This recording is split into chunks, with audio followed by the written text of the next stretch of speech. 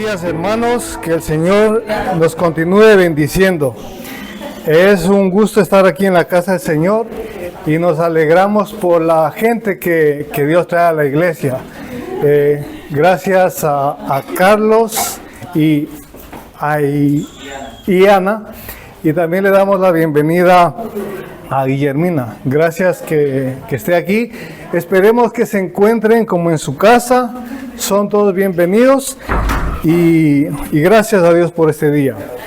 Como saben, la mayoría estoy haciendo un estudio del libro de Mateo. Entonces les invito a que busquen en sus Biblias, en el libro de Mateo, el capítulo 3. Y vamos a ver los primeros 12 versículos. Y cuando lo tengas, por reverencia a la palabra del Señor, nos ponemos de pie. Mateo 3, del 1 al 12. Yo leo con voz alta y ustedes me siguen con la vista. La palabra del Señor dice así, Mateo capítulo 3. En aquellos días vino Juan el Bautista predicando en el desierto de Judea y diciendo, arrepentíos porque el reino de los cielos se ha acercado. Pues este es aquel de quien habló el profeta Isaías cuando dijo, voz del que clama en el desierto, preparad el camino del Señor, enderezad sus sendas. Y Juan estaba vestido de pelo de camello y tenía un cinto de cuero alrededor de sus lomos. Y sus comidas era langosta y miel silvestre. Y salía a él Jerusalén y toda Judea y toda la provincia alrededor del Jordán, y eran bautizados por él en el Jordán, confesando sus pecados. Al ver el que muchos de los fariseos y de los saduceos venían a su bautismo, les decía, generación de víboras, ¿quién os enseñó a huir de la ira venidera? Haced pues frutos dignos de arrepentimiento, y no penséis decir dentro de vosotros mismos, Abraham tenemos por padre, porque yo os digo que Dios puede levantar hijos a Abraham aún de estas piedras. Y ya también el hacha está puesta a la raíz de los árboles. Por tanto, todo árbol que no da buen fruto es cortado y echado en el fuego. Yo a la verdad os bautizo en agua para arrepentimiento, pero el que viene tras mí, cuyo calzado no soy digno de llevar, es más poderoso que yo. Él os bautizará en el Espíritu Santo y fuego. Su aventador está en su mano y limpiará su era y recogerá su trigo en el granero y quemará la paja en el fuego que nunca se apagará. Vamos a estar tratando en específico la vida de Juan el Bautista. ¿Y por qué este nombre de Juan el Bautista? Porque él se dedicaba a bautizar ahí en los desiertos. El autor de este libro, Mateo, hace un corte y lo deja colar, o sea, lo introduce directamente, pero lo peculiar o lo maravilloso de este personaje es que no fue muy famoso así, pero fue un hombre muy grande para la obra de Dios. Entonces, nos habíamos quedado en el capítulo 2, en el versículo 23, ahí un poco más atrás, y en el capítulo 23 dice, y vino y habitó en la ciudad que se llama Nazaret. Entonces, hasta ahí habíamos visto en el anterior mensaje. Ahora, este libro aproximadamente fue escrito después de Cristo, en las décadas 50, 60 después de Cristo. Y ahora comienza parte con el versículo 1 del capítulo 3, donde nos dice, en aquellos días vino Juan el Bautista.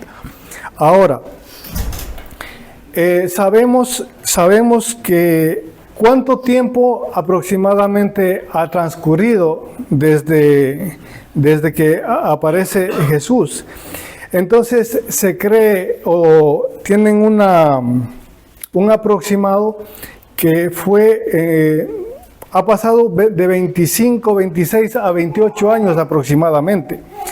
Y en el libro de Lucas, si me acompañan al versículo 1, vemos que Jesucristo empezó su ministerio aproximadamente de 30 años. Dice Lucas 3, el versículo 23.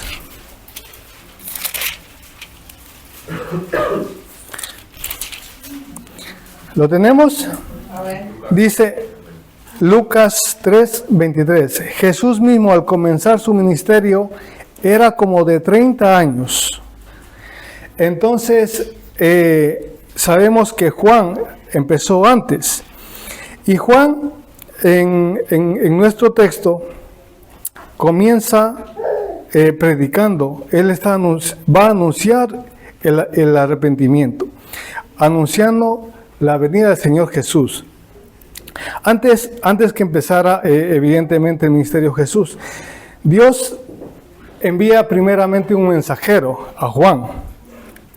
Su nacimiento fue un milagro de Dios. Un milagro, o también podríamos decir, fue la voluntad de Dios. Fue la voluntad de Dios. Sabemos que su padre Zacarías y su madre Elizabeth eran ancianos. Y Elizabeth era estéril. Y no tenemos algún dato de los años que tenían, pero se nos dice que eran ancianos. Y durante su vida, ellos estaban esperando un niño, un hijo. Pero un día el ángel le habla a su padre y pasó algo maravilloso y le dice que iba a tener un hijo y que él iba a ser grande porque iba a preparar el camino del Señor. Aquel niño crecería diferente al resto de niños, iba a ser de una manera distinta. Y Juan estuvo en el desierto y cosas así. Ahí mismo, no nos vayamos muy lejos de Lucas, en el capítulo 1, vamos a leer unos versículos donde nos relata lo que iba a pasar con este hombre. En Lucas vamos a leer del versículo 13 al 17, lo que les he comentado antes. ¿Lo tenemos?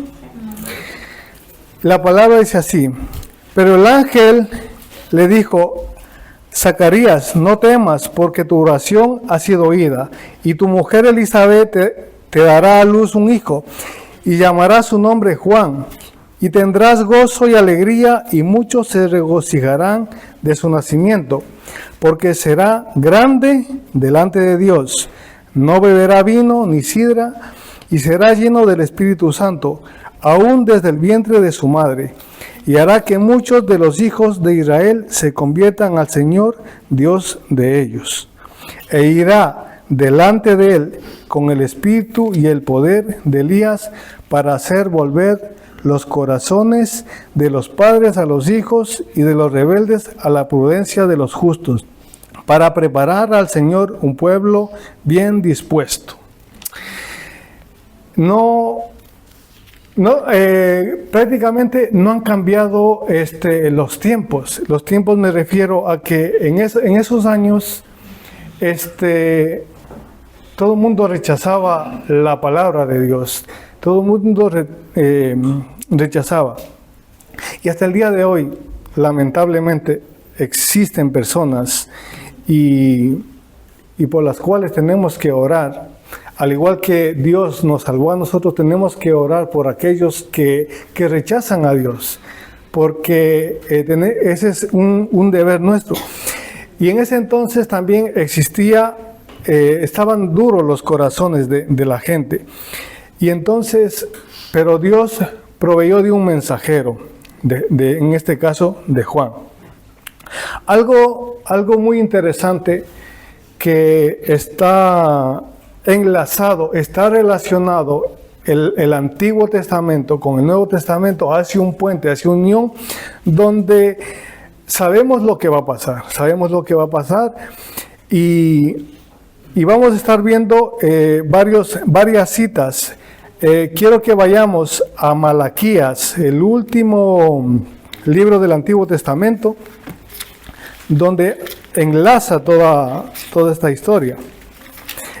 Y en los últimos versículos, en Malaquías 4, vamos a leer del 5 al 6.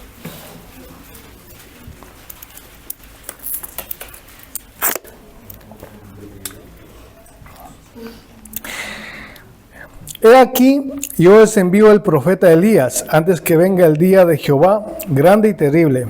Él hará volver el corazón de los padres hacia los hijos, y el corazón de los hijos hacia los padres. No sea que yo venga y hiera la tierra con maldición. Vemos aquí, el autor también nos está explicando claramente cómo estaban aquellos tiempos. Vemos que los hijos estaban en contra de los padres y viceversa, pero Dios envió este mensajero. Juan, antes de nacer, estaba destinado a ser una persona importante, y ya lo dice la palabra. Y él estaba destinado por voluntad del Señor mismo. Nuestro Dios sabe lo que va a pasar, sabe lo que ha pasado y sabe lo que va a pasar de aquí en varios años. Y ahí mismo en el libro de Lucas, en capítulo 1, en el último versículo, vemos cómo estaba este niño. En el versículo 80, de Lucas, dice: y el niño crecía y se fortalecía en espíritu, y estuvo en lugares desiertos hasta el día de su manifestación en Israel. Aquí vemos claramente cómo Dios tenía apartado a Juan para ese propósito, para esa tarea tan importante. Y lo maravilloso de esto es que Zacarías y Elizabeth, que tanto anhelaban un hijo, pues les iba a dar a este hijo, y aparte de eso iba a ser grande para la obra de Dios. No se habla tanto de Juan, pero vamos a ver la obra que hizo él antes de Jesús. Y en el libro de Juan, en el Evangelio de Juan, en el capítulo 1,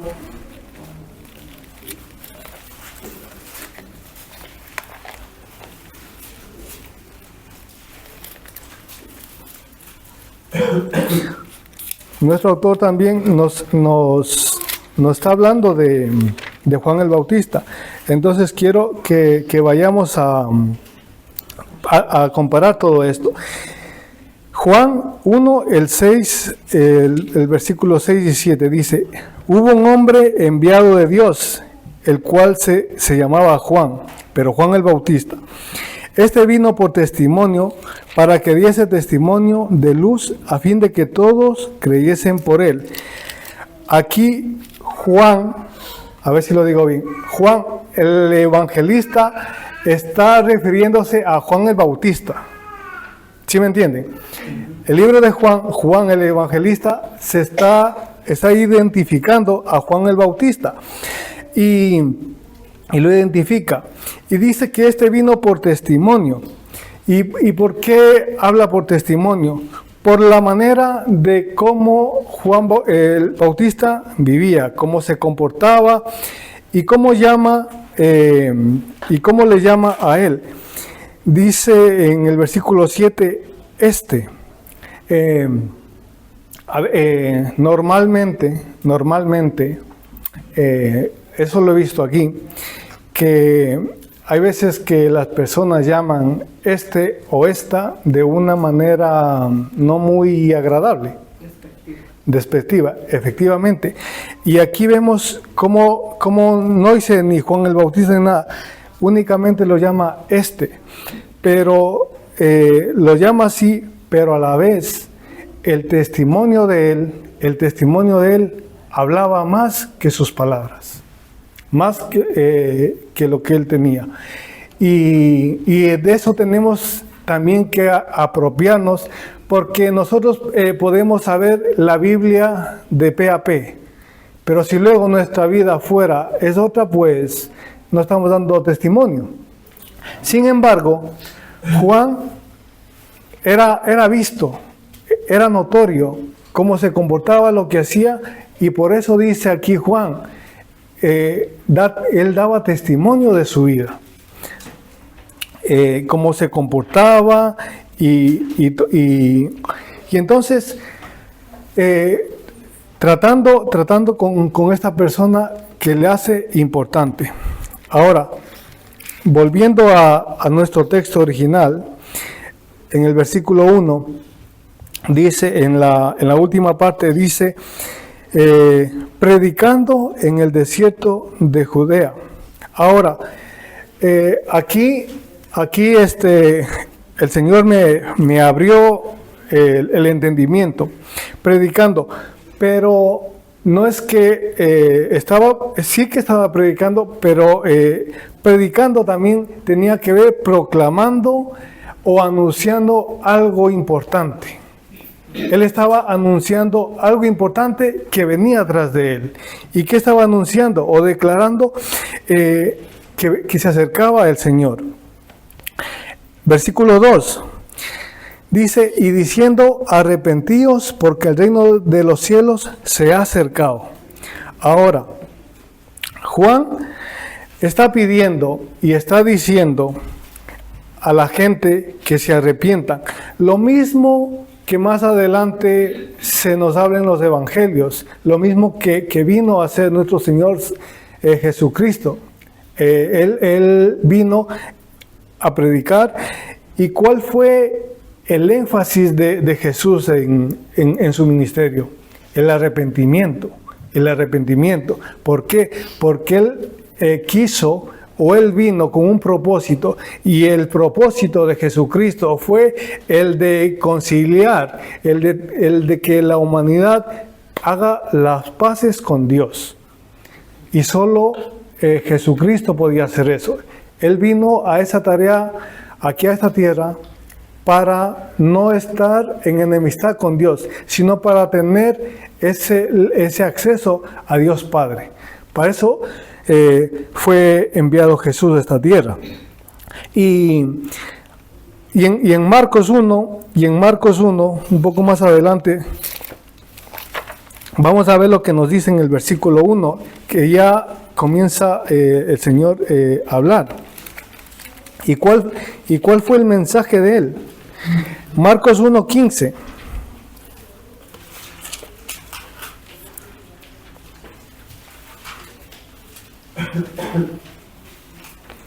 ¿Lo tenemos?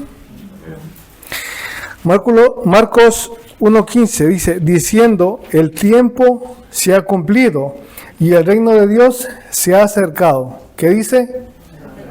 Arrepentíos y creed en el Evangelio.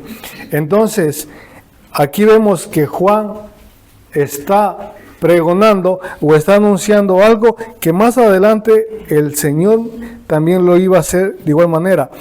Ahora, arrepentíos significa más allá de sentir culpa o de tener una manera de vivir o una manera de pensar, es reconocer lo mal que estoy, la dirección que estoy, y dar un giro por completo y caminar en el sentido completo hacia Dios. Eso es el arrepentidos. Y también cuando Juan viene anunciando que Jesús trae el reino de Dios, Dios se encarga de acercarnos a nosotros. Fue Dios quien envió a su Hijo, nacido en Belén, viviendo de una manera perfecta. viviendo de una manera perfecta. Pero no solo eso, sino que la obra redentora de Jesús se manifestó en la cruz del Calvario. ¿Y por qué? Por amor a mí y por amor a ti. A eso vino Jesús, para rescatarnos, para apartarnos, para que seamos hijos suyos. De esta manera viene anunciando Juan la venida del Señor. El arrepentimiento y la fe es lo que hace que una persona vuelva a nacer de nuevo. ¿Y para qué? Para ser adoptado como hijo de Dios. En el versículo 3 de nuestro texto de Mateo, vemos y dice: pues este es aquel a quien habló el profeta Isaías cuando dijo: voz del que clama en el desierto, preparad el camino del Señor, enderezad sus sendas. Si nos fijamos en los capítulos anteriores, Mateo tiene o menciona mucho a los profetas, lo que ha pasado y lo que está sucediendo. Entonces él recalca lo que va a pasar aquí con Juan. Y también en Isaías tenemos este texto: voz del que clama en el desierto, preparad el camino del Señor, enderezad sus sendas. Ahora, la voz del que clama en el desierto está hablando de Juan el Bautista. Vemos que Juan estaba en el desierto y también identifica la venida del Señor. La venida del Señor, y cuando dice que viene Él a preparar el camino, enderezar sus sendas. Y es algo que tiene mucho sentido y mucha lógica. Por ejemplo, cuando los agricultores van a sembrar algo y ellos son expertos y todo eso, tienen que trabajar la tierra, ver que el terreno esté fértil y que tenga sus respectivas cuidados para poder sembrar y luego cosechar.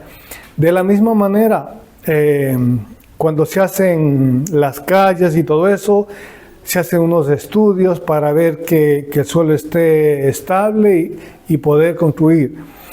De la misma manera, aquí vemos cómo Dios mismo envía a Juan para preparar el camino del Señor. No sé si lo notan, pero estamos viendo cuán importante es la obra de Juan. No se nos habla mucho en estos textos, pero qué importante es el trabajo de él para la obra del Señor, para la obra de Jesús, para su ministerio. Y enderezar, pues casi todos sabemos, ¿no? Cuando algo está torcido, lo que sea, se endereza para que esté bien y correcto. Entonces Juan está preparando el camino, pero también tenemos que ver un poco más allá. Él está preparando los corazones de las personas, está preparando para la llegada de Jesús.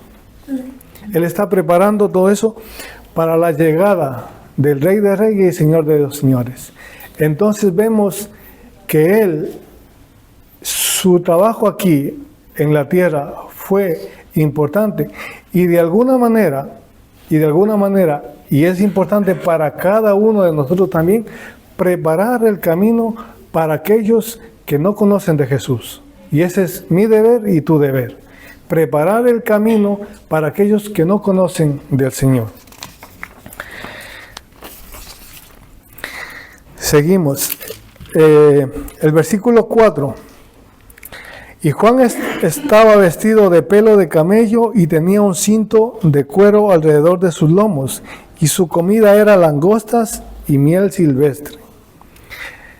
muy interesante su forma de vestir, piel de camello. No sé si eso pesaba, si se ataba ahí. Y también destaca la comida, langostas. Pero no hablamos de las langostas del mar, sino las langostas terrestres. Y no sé, pero me da un poco de cosillas de ver ahí cómo comiendo eso. Con miel sabe diferente. Entonces, algo que destacar aquí y algo que me llamó mucho la atención es su vestimenta y su alimentación. Pienso que las características de Juan era de una persona pobre. Pienso yo, a lo mejor es lo que tenía al alcance en ese entonces, porque ¿por qué la Biblia me pone esto de su vestimenta y de lo que se alimentaba? ¿Por qué lo pone? Para saber que el Señor no necesita de gente ostentosa o que vista bien. El Señor usó a una persona sencilla para hacer una obra muy importante. Igualmente, puede hacer lo mismo en tu vida y en la mía. Muchas de las veces pensamos o pienso yo que tenemos que tener atuendos muy finos o algo de eso, pero el Señor no ve eso. El Señor ve nuestro corazón. Eso es lo que le agrada a Él. Y por eso quería llegar a este punto, para que vean cómo era Él, la vestimenta, lo que comía. Y también en Levítico nos habla que la ley estaba permitido comer los grillos y todo eso. Entonces, de alguna manera, esas son las características de Juan, de cómo comía, cómo vestía. De alguna manera era limitado, o era lo que tenía, era muy justo lo que tenía él para vivir, para comer. Pero lo maravilloso es lo que iba a hacer después, cómo Dios lo iba a utilizar.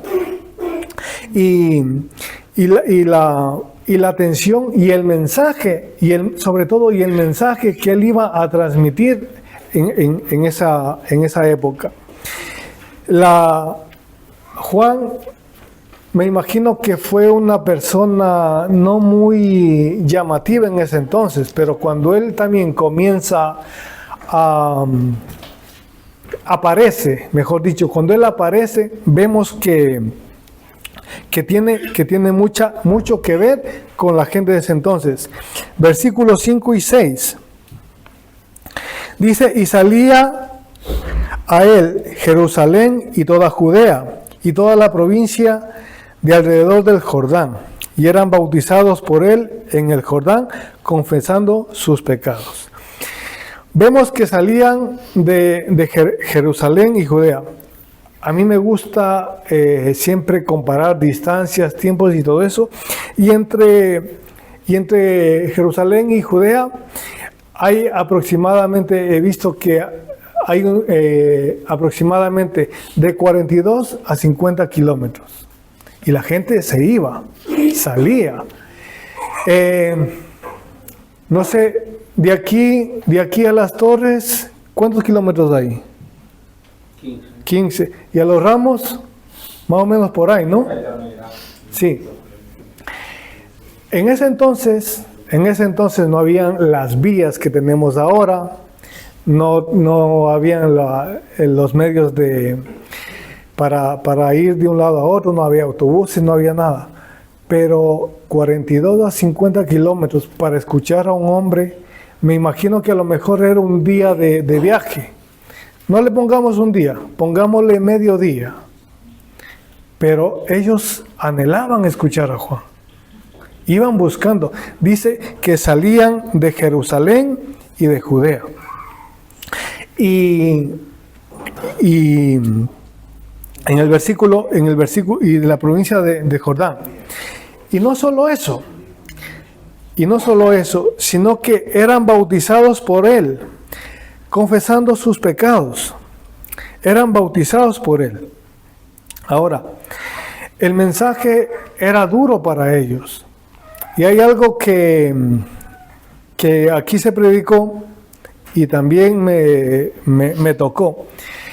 Hay veces que nosotros, de alguna manera a lo mejor, y eso tenemos que tener cuidado en querer maquillar, pero tenemos, y la responsabilidad de los hombres que predicamos es confrontar el pecado, porque aquí no venimos a animar a nadie, queremos hablar la palabra de Dios. Y si el Señor nos dice que hay que enfatizar en que el juicio y el pecado, tenemos que hacerlo.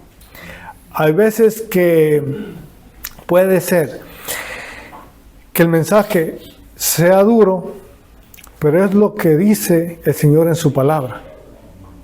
Y así está escrito. Y el mensaje era duro, pero aún así la gente acudía. Normalmente a la gente le gusta, no sé, que le animen, que te diga cosas, pero cuando se confronta, pues nos molesta. Y es eso en donde trabaja nuestro enemigo, en querer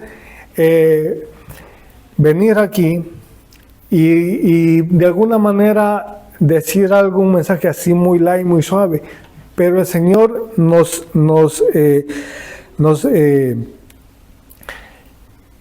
insta, nos llama a que la gente se arrepienta y reconocer que el camino no está bien. Y llegaban, como dice esto, y llegaban arrepentidos, y no solo eso, que eran bautizados. Entonces, ¿qué pasó con esas personas? Hubo un cambio en esas personas. Porque escucharon a Juan predicar y se bautizaban y confesaban sus pecados. El versículo 7. Ahora viene algo interesante. Versículo 7, al ver que muchos de los fariseos y de los saduceos venían a su bautismo, les decía: generación de víboras. Ahora, venían, dice, fariseos, saduceos, venían a su bautismo, pero como venían a lo mejor como espectadores o venían a bautizarse, pero las palabras de Juan eran duras con ellos, porque tenía tanta presión que empezaron y a cobrar fama también Juan, entonces dice que venían fariseos y saduceos. En el versículo 8 dice: haced pues frutos dignos de arrepentimiento. Estas palabras son duras, y Juan es claro en ese sentido.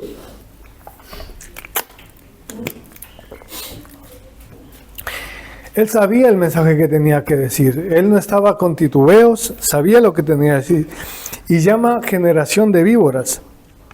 Juan les está haciendo sentir incómodos. Juan no les está pasando la franela, les está haciendo sentir incómodos. Y de cómo el pecado les estaba cegando a ellos, la corrupción moral que tenían en ese entonces. Lo que quiere, o el mensaje que él está transmitiendo, es que exista la evidencia de un arrepentimiento verdadero. Juan está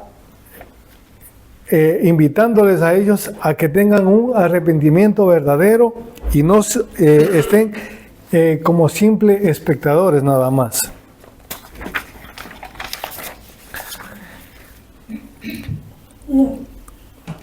Entonces les dice a ellos que hagan frutos dignos de arrepentimiento. El versículo 9 Dice, y no penséis decir dentro de vosotros mismos, Abraham tenemos por padre, porque yo os digo que Dios puede levantar hijos a Abraham aún de estas piedras. Aquí también Juan advierte acerca de la salvación, porque nada tiene que ver el parentesco familiar con la salvación. La salvación es personal. No porque seas hijo de un religioso, lo que sea, vas a ser salvo. La salvación es personal. Dios tiene hijos, no nietos. Dios tiene solo hijos, no nietos. Y la salvación es personal. Y los fariseos y los saduceos confiaban en ser descendientes biológicos para salvarse. Pero aquí aprendemos que la relación de Dios es personal. Nada tiene que ver el parentesco familiar y se basa en la fe, no en el linaje, ni en la religión. Existen en el día de hoy muchas religiones, pero lo que te salva a ti es la fe y tu relación con Dios, personal. Seguimos. En el versículo 10 dice, y ya también el hacha está puesta a la raíz de los árboles. Por tanto, todo árbol que no da buen fruto es cortado y echado en el fuego. Aquí hay un denominador común, el fuego. Todos en el libro de Corintios sabemos que todos seremos juzgados individualmente de lo que estemos haciendo, lo que hayamos hecho, vamos a ser juzgados. Cada uno va a estar delante de Dios y será juzgado.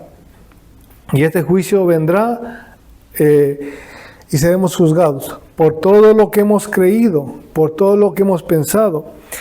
Y también cuán importante es creer en el Señor Jesucristo. Por las cosas, porque el Señor Jesucristo nos da un regalo cuando creemos en Él y confesamos con nuestra boca que Él es el Señor y Salvador. Él nos pasa de muerte a vida eterna. Él pasa de muerte a vida eterna. Y ya lo dice el Evangelio, el que tiene al Hijo tiene la vida. Pero el que no tiene al Hijo, no tiene la vida. Jesús, en la cruz del Calvario, pagó el precio por nuestros pecados y recibió, escúchenme bien, Jesús recibió todo el castigo de Dios Padre por salvarte a ti y a mí. Entonces, qué importante es saber que Jesucristo pagó la deuda que tenía, mi deuda, tu deuda, en la cruz del Calvario. Y lo que tenemos que hacer es creer en Él como Señor y Salvador. Por eso aquí nos dice que la hacha está puesta a la raíz de los árboles. Dios va a venir a juzgar a todos. Y el que no da buen fruto, ¿qué dice? Es cortado y echado y en el fuego. ¿Y qué es el fuego? El infierno. Versículo 11. Dice, yo a la verdad os bautizo en agua para arrepentimiento, pero el que viene tras mí, cuyo calzado no soy digno de llevar, es más poderoso que yo. Él os bautizará en Espíritu Santo y fuego. Nuevamente hace hincapié en el fuego. Deja un dedo ahí, por favor, y vamos a Hechos 2, más adelante.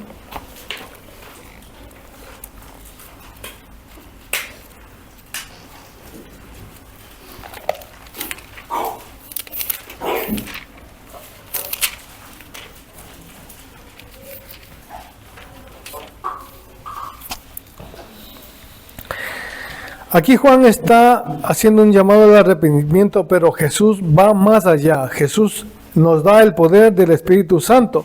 Vamos a leer en Hechos 2 los 4 primeros versículos. ¿Lo tenemos, hermanos? Y aquí nos habla del Espíritu que vino en Pentecostés.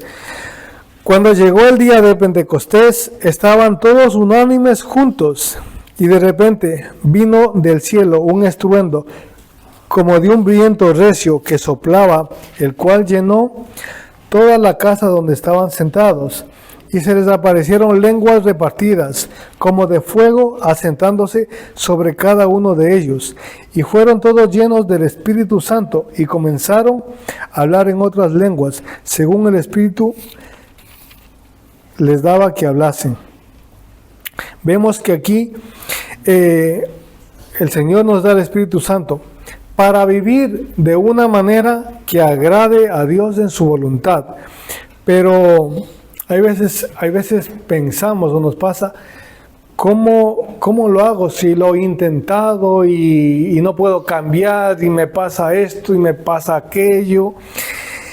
El Espíritu es el que nos habla a nosotros, nos dirige. El Espíritu Santo nos guía a lo que estamos haciendo.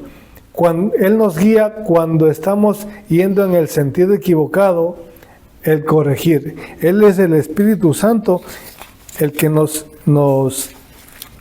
ayuda para que vayamos en la dirección en la que Dios quiere que vayamos. Y aquí hemos visto que Jesús bautizará en el Espíritu Santo y fuego. Versículo 12. Su aventador está en su mano, y limpiará su era, y recogerá su trigo en el granero, y quemará la paja en fuego, que nunca se apagará. Ahora, aquí quiero explicarles algo. Aquí habla el Señor Jesucristo que va a separar a los justos.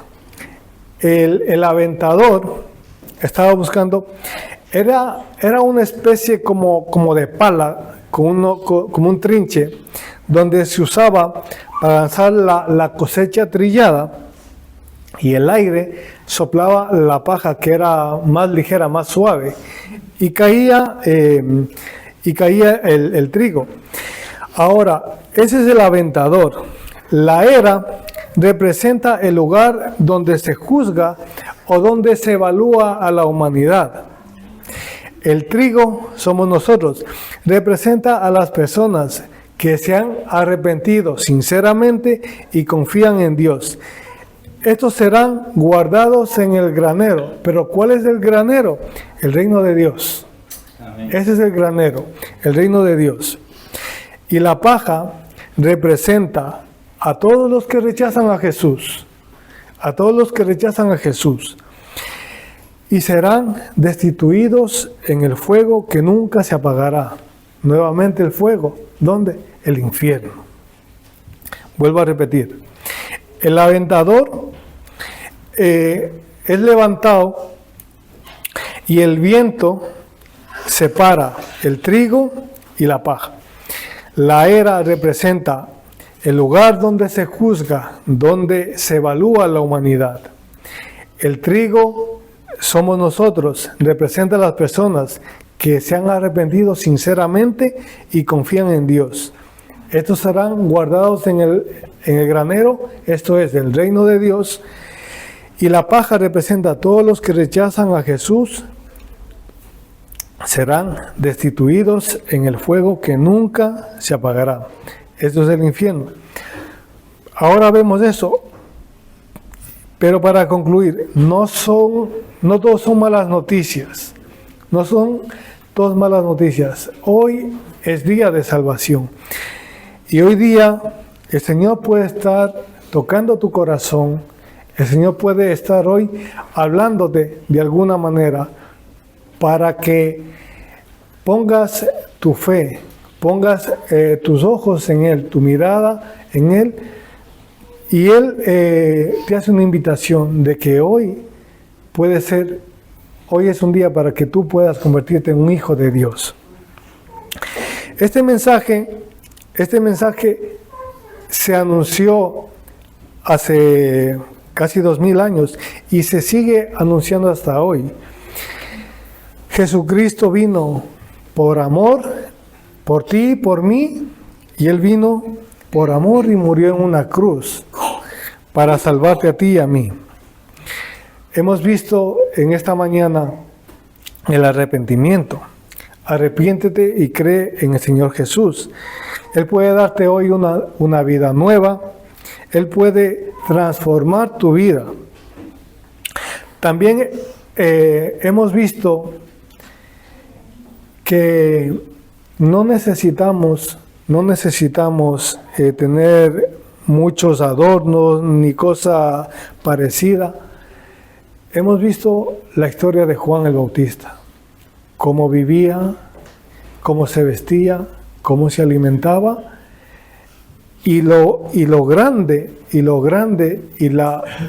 podemos decir de alguna manera, la gran tarea que hizo para la entrada de Jesús. De la misma manera, podemos ser nosotros sencillos, sin presumir, y tener ese mensaje, preparar ese camino para todo aquel que no ha escuchado de Jesús, que no ha escuchado el mensaje. Así como tenemos, algún día alguien nos habló de Jesucristo, de la misma manera nosotros tenemos esa misión, esa tarea de compartir el Evangelio a todas las personas que están alrededor, a nuestro prójimo. De la misma manera nosotros tenemos esa tarea de compartir el Evangelio. Así como hemos visto el fuego, el infierno, así como está la enfermedad, también tenemos la cura. ¿Y cuál es la cura? Jesucristo nuestro Señor. Él es el único que moldea vidas, cambia corazones, y no solo eso, transforma. Él transforma. No, como hijos de Dios, tenemos que tener ese testimonio de que la gente de afuera, no los que estamos aquí, porque los de aquí nos conocemos la mayoría, pero la gente de afuera nos vea que somos diferentes. Y a veces